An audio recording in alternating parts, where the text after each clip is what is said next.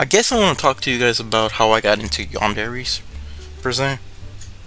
So, I had a best friend during middle school. Um, she's a pretty interesting character, I would argue. Uh, with that being said, she definitely kind of introduced me to this one anime, which you could argue was the canon event. For me falling into this rabbit hole. So, this anime that she introduced me was, I call it Future, but obviously the real name is this. And I remember watching this like 3 times during summer vacation. We had like an issue with the internet during that time, and I had like easy access to it at the time because we had it, but the neighbor, and because we lived like in a 3 apartment home, right? It was very like, there was a lot of issues, but eventually got internet back, and I still ended up watching it again. I think. Now, a lot of people like to say that the series was kind of bad, or a hot mess, or stuff like that, right? A lot of people like to make video essays and stuff like that. Was it ever perfect? I don't think it was ever meant to be considered perfect. I mean, nothing in life is perfect. But trust me, you can chase perfection all you want, but you'll never find it. So, obviously, this one particular anime wanted me to watch even more anime that were yanders, and little to my disappointment, there was very few animes that legitimately were about a yandere, or the plot revolves around a yandere character, right? Which, kind of made me a little bit upset, right? And during this time, right, she also introduced me to this character tropes or archetype known as dairy types.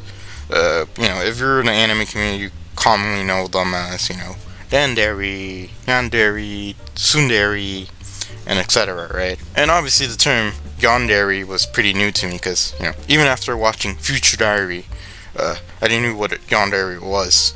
And I was like, okay, this is interesting. And this is something that had me thinking about it, because I noticed that there were barely any yandere characters in a lot of anime that I consumed.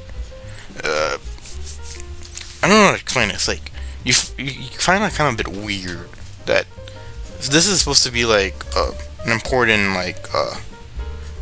character trope, I guess you could say, or it's supposed to be common enough, yet I barely see it in animes. So this kind of ended me, having like a weird game with myself called, instead of trying to find where's Waldo, I was looking where's the yandere.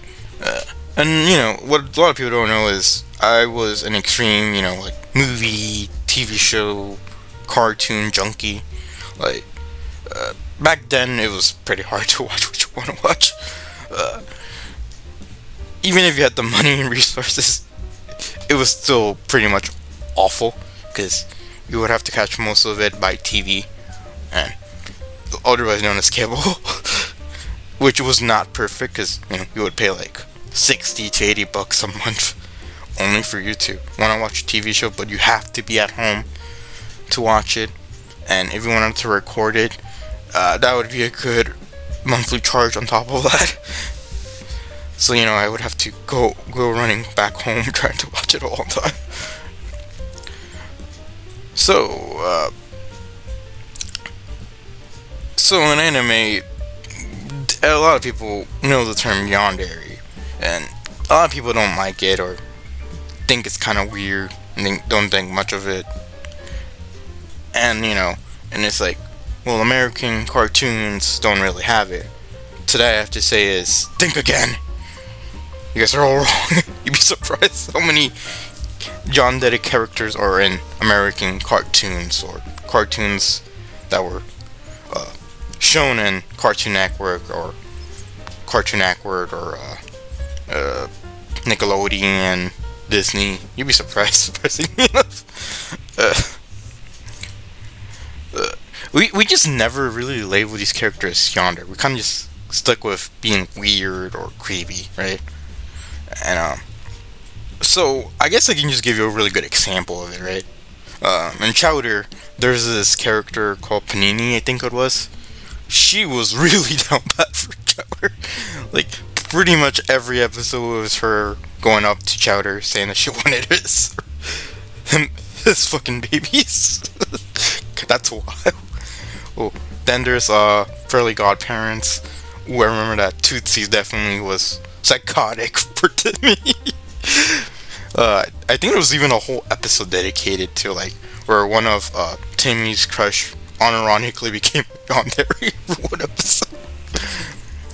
Oh, there was also this other like cartoon called Psychic. There's this character called Kitty. Oh my god, the amount of time she's like pamper the freaking main character is insane. Like seriously, she was truly a devoted potential wife. I'm kind of sad they never got together. And I remember on Disney there was this show called I think it was like Polka or something. Basically, there's like this like Chinese Asian looking panda. I don't know. Would basically harass this ninja like 99% of the show. Like straight up just like SA him, non-consensually kiss him.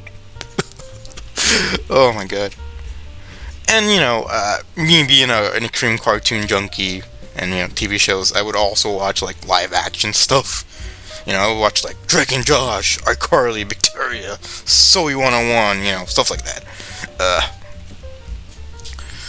And I remember in iCarly, there was this really like a crazy fan. I think it was like Nora or something. There was literally an episode where she straight up kidnaps the entire iCarly crew. Oh my god. I remember in this episode, she just straight up, forcibly kisses Freddy in the mouth, non-consensually. And obviously, I would also watch like adult programs with my dad. There was one called like 2.5 Men. Oh my god, there's this character called Rose who's just a borderline psychotic stalker. Like, she had like a one-night stand with like Charlie Sheen, and throughout the whole series, she practically just waltz into his life every day, like, would straight up just like walk into his home. Even though it's like all the doors are locked and everything, she would just find a way in. Oh my god. And, this is a real life quote from the show, just so you know. Oh my god. And again, like, this assumption of trying to find where's Waldo, the John Derry version of it. Oh my god, you'd be surprised how much shows I've watched just to see that one John Derry moment. Probably not the most healthiest thing to do, but it's just who I am. I would watch the whole show just to understand the context, just so I can enjoy the John Derry moment. Even if it's like one scene out of the entire like 20 plus series. Oh my god. So yeah. Although I'm surprised, like, because I read all these characters, watch them again, and I'm surprised no one has ever, like, on their official wiki, write down that they are basically a Yandere character. Like, someone should probably get on it, change it. Because that is a perfect description for a good chunk of them, to say they are kind of like a Yandere in certain aspects. Man. With that being said, this is a really, really weird rabbit hole I threw myself into when searching for Yandere characters. I don't know. Maybe some people would do a better job than what I did when, watching Future Diary. I don't know. I'm gonna still watch, a lot of TV shows because I can. And if there's like a character that I think is a Yandere, I might do videos on them. But, with that being said, thank you guys for everything. I'll see you guys in the next one. Bye.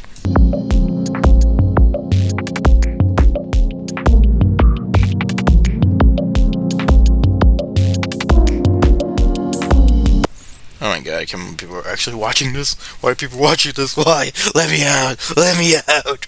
I wanna be free!